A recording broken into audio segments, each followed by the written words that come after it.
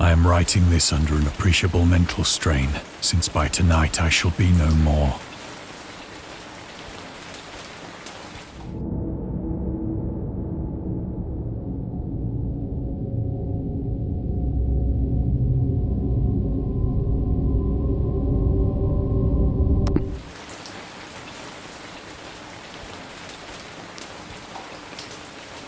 Penniless, and at the end of my supply of the drug which alone makes life endurable, I can bear the torture no longer, and shall cast myself from this garret window into the squalid street below. Do not think from my slavery to morphine that I am a weakling or a degenerate. When you have read these hastily scrawled pages, you may guess, though never fully realize, why it is that I must have forgetfulness or death.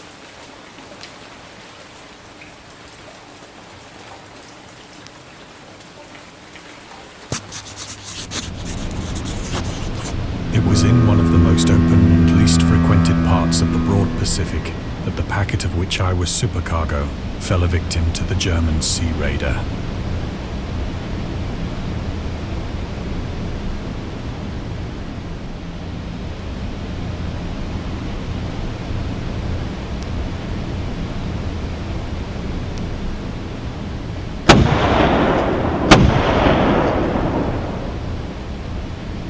The Great War was then at its very beginning, and the ocean forces of the Hun had not completely sunk to their later degradation.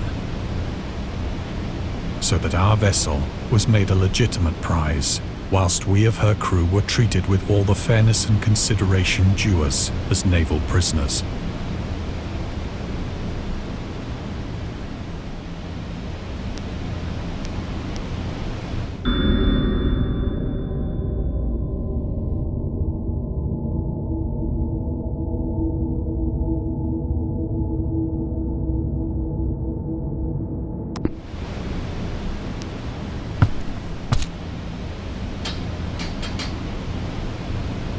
So liberal, indeed, was the discipline of our captors, that 5 days after we were taken, I managed to escape alone in a small boat with water and provisions for a good length of time.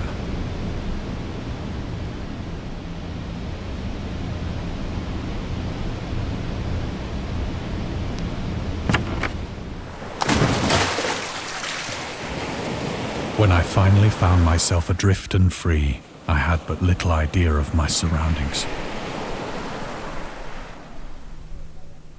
Never a competent navigator, I could only guess vaguely by the sun and stars that I was somewhat south of the equator. Of the longitude, I knew nothing, and no island or coastline was in sight.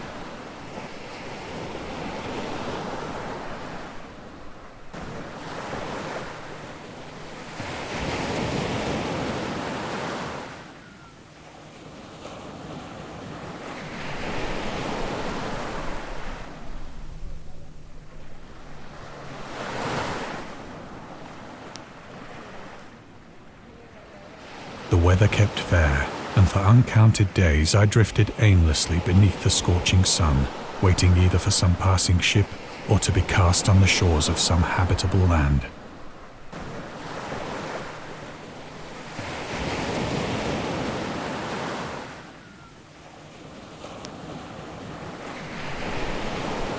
But neither ship nor land appeared, and I began to despair in my solitude upon the heaving vastness of unbroken blue.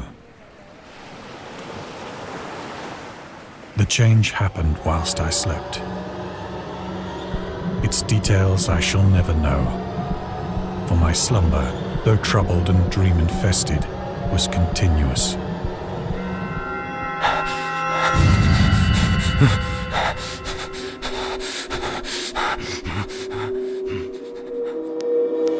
When at last I awoke, it was to discover myself half sucked into a slimy expanse of hellish black mire, which extended about me in monotonous undulations as far as I could see, and in which my boat lay grounded some distance away.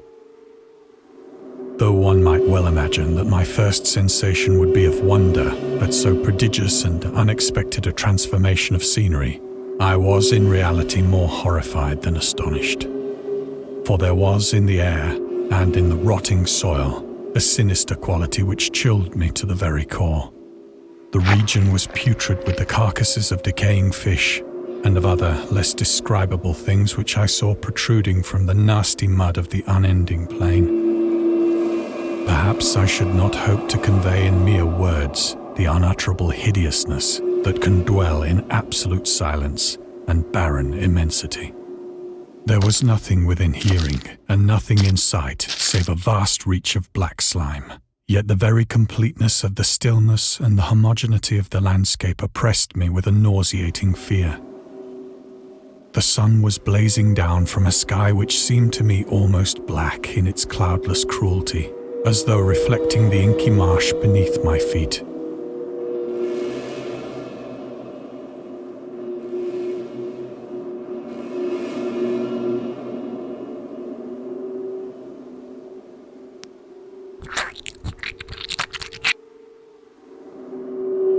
As I crawled into the stranded boat, I realized that only one theory could explain my position.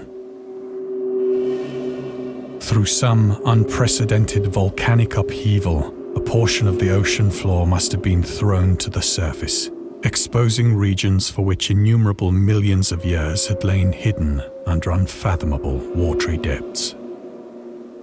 So great was the extent of the new land which had risen beneath me that I could not detect the faintest noise of the surging ocean, straining my ears as I might.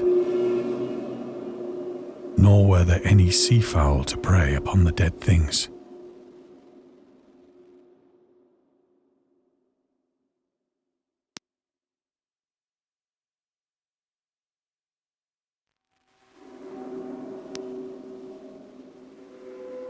For several hours I sat thinking or brooding in the boat, which lay upon its side and afforded a slight shade as the sun moved across the heavens.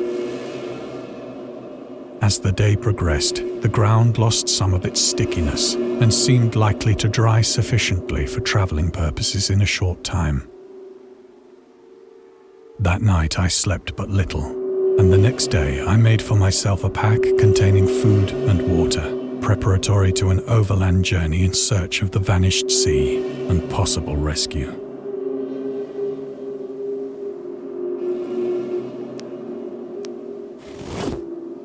On the third morning, I found the soil dry enough to walk upon with ease. The odor of the fish was maddening, but I was too much concerned with graver things to mind so slight an evil, and set out boldly for an unknown goal.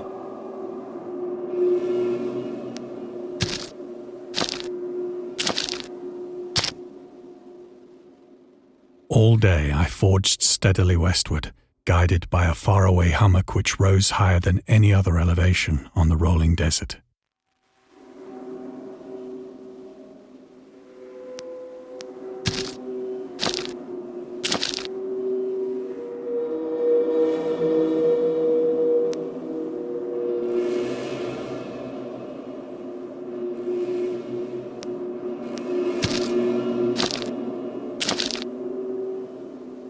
That night, I encamped, and on the following day still travelled toward the hummock, though that object seemed scarcely nearer than when I had first espied it.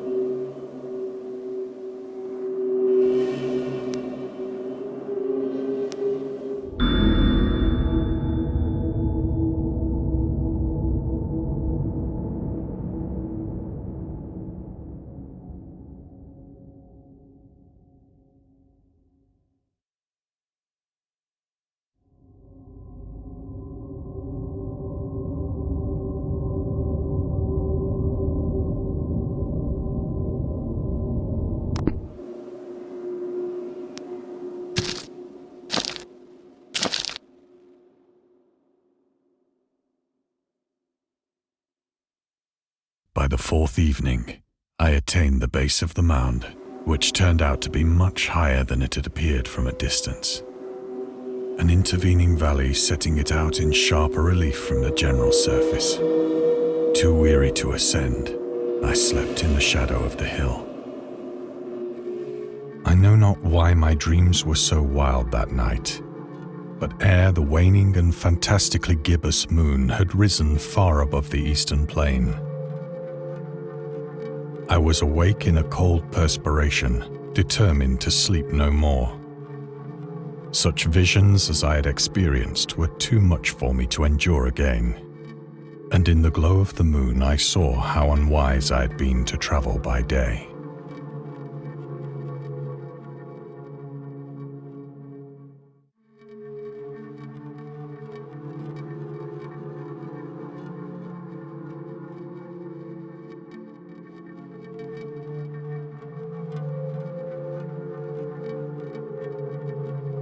Without the glare of the parching sun, my journey would have cost me less energy.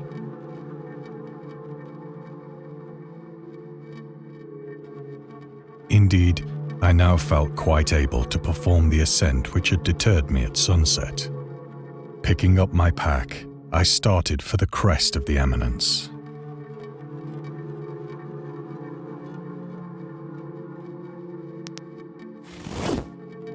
I have said that the unbroken monotony of the rolling plain was a source of vague horror to me. But I think my horror was greater when I gained the summit of the mound and looked down the other side into an immeasurable pit or canyon, whose black recesses the moon had not yet soared high enough to illumine. I felt myself on the edge of the world, peering over the rim into a fathomless chaos of eternal night. Through my terror ran curious reminiscences of Paradise Lost and of Satan's hideous climb through the unfashioned realms of darkness. As the moon climbed higher in the sky, I began to see that the slopes of the valley were not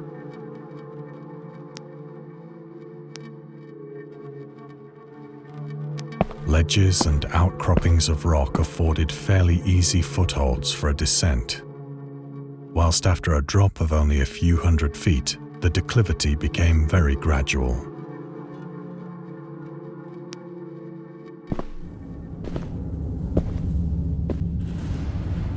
Urged on by an impulse which I cannot definitely analyze, I scrambled with difficulty down the rocks and stood on the gentler slope beneath, gazing into the Stygian deeps, where no light had yet penetrated. All at once, my attention was captured by a vast and singular object on the opposite slope, which rose steeply about 100 yards ahead of me. An object that gleamed whitely in the newly bestowed rays of the ascending moon.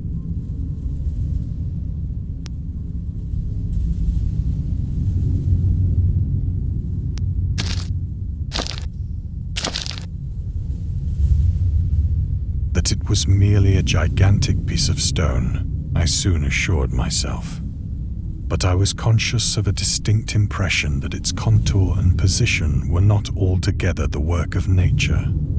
A closer scrutiny filled me with sensations I cannot express.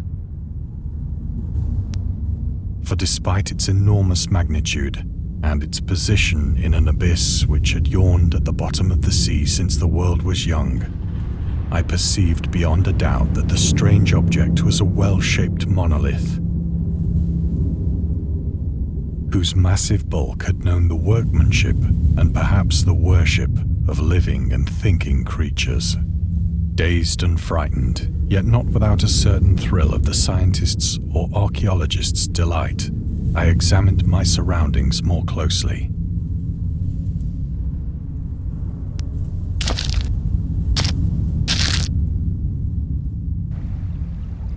The moon, now near the zenith, shone weirdly and vividly above the towering steeps that hemmed in the chasm, and revealed the fact that a far-flung body of water flowed at the bottom, winding out of sight in both directions and almost lapping my feet as I stood on the slope.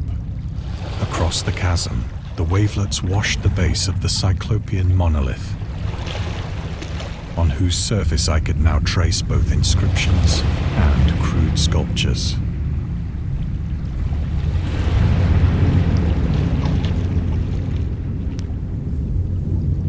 The writing was in a system of hieroglyphics unknown to me and unlike anything I'd ever seen in books.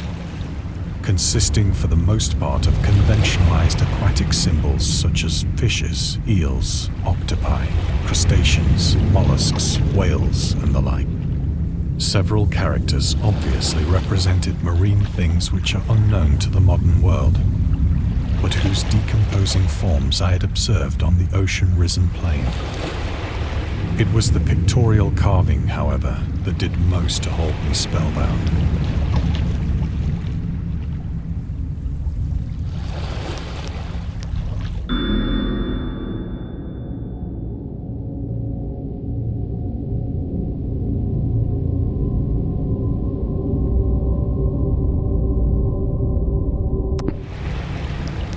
Plainly visible across the intervening water on account of their enormous size were an array of bas-reliefs whose subjects would have excited the envy of a doré. I think that these things were supposed to depict men, at least a certain sort of men, though the creatures were shown disporting like fishes in the waters of some marine grotto, or paying homage at some monolithic shrine which appeared to be under the waves as well. Of their faces and forms I dare not speak in detail, for the mere remembrance makes me grow faint. Grotesque beyond the imagination of a Poe or a Bulwer.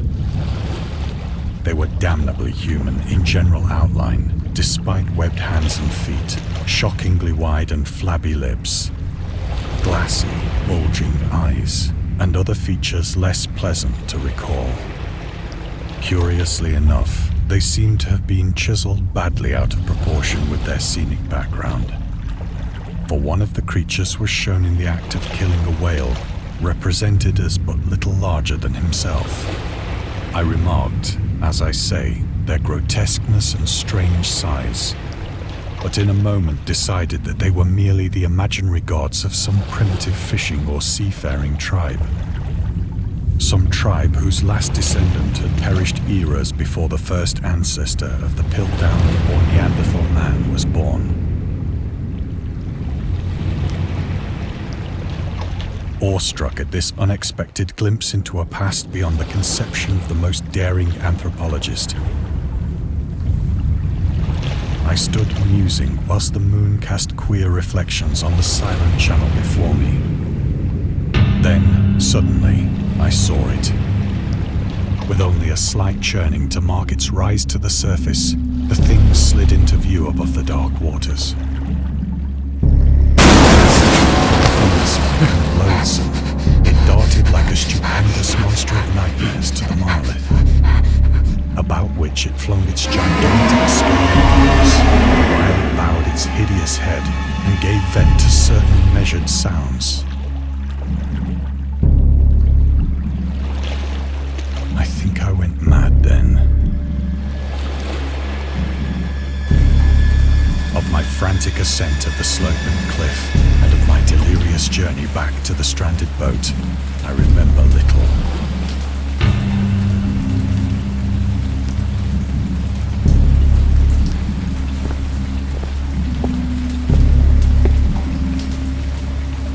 I believe I sang a great deal and laughed oddly when I was unable to sing.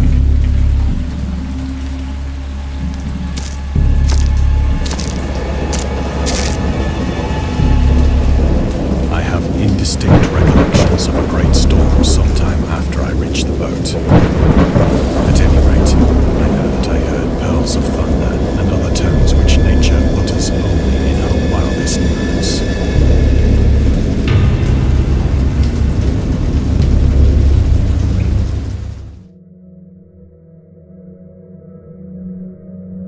When I came out of the shadows, I was in a San Francisco hospital, brought thither by the captain of the American ship which had picked up my boat in mid-ocean. In my delirium, I had said much, but found that my words had been given scant attention. Of any land upheaval in the Pacific, my rescuers knew nothing. Nor did I deem it necessary to insist upon a thing which I knew they could not believe.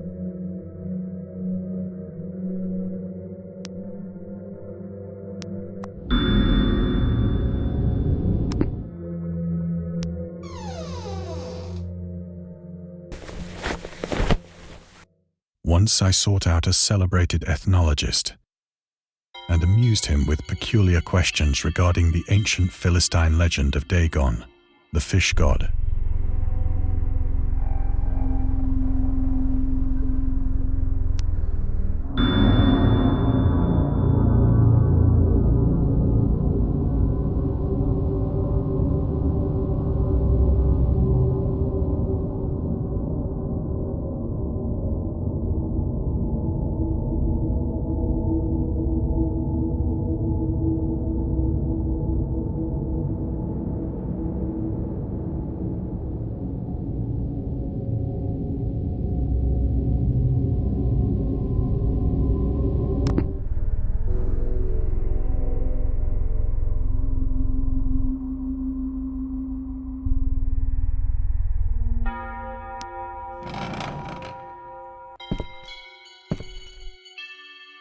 But soon perceiving that he was hopelessly conventional, I did not press my inquiries.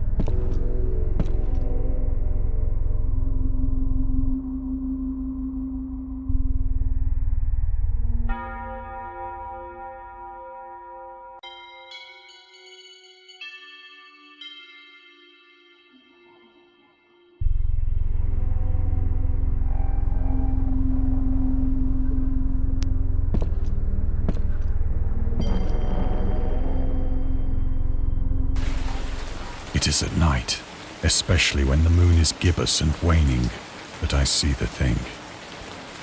I tried morphine, but the drug has given only transient surcease and has drawn me into its clutches as a hopeless slave. So now I am to end it all, having written a full account for the information or the contemptuous amusement of my fellow men.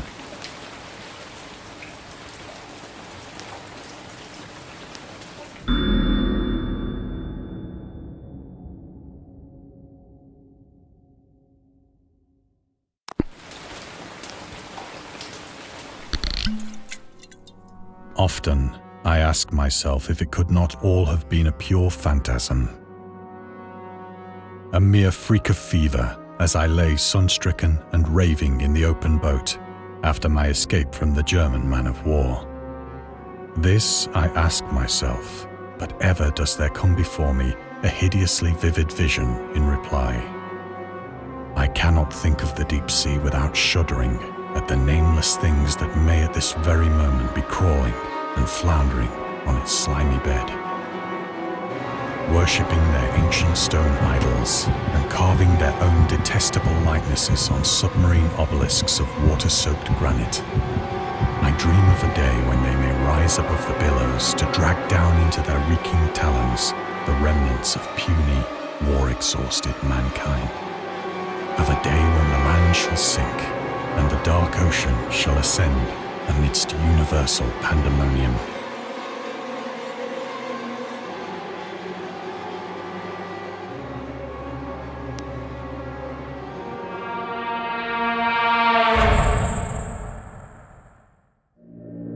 The end is near. I hear a noise at the door, as of some immense slippery body lumbering against it.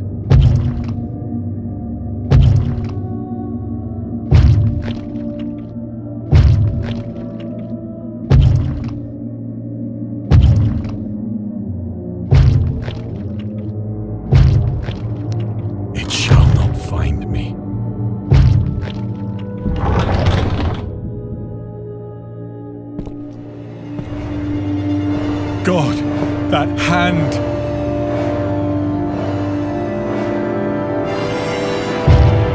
The window! The window!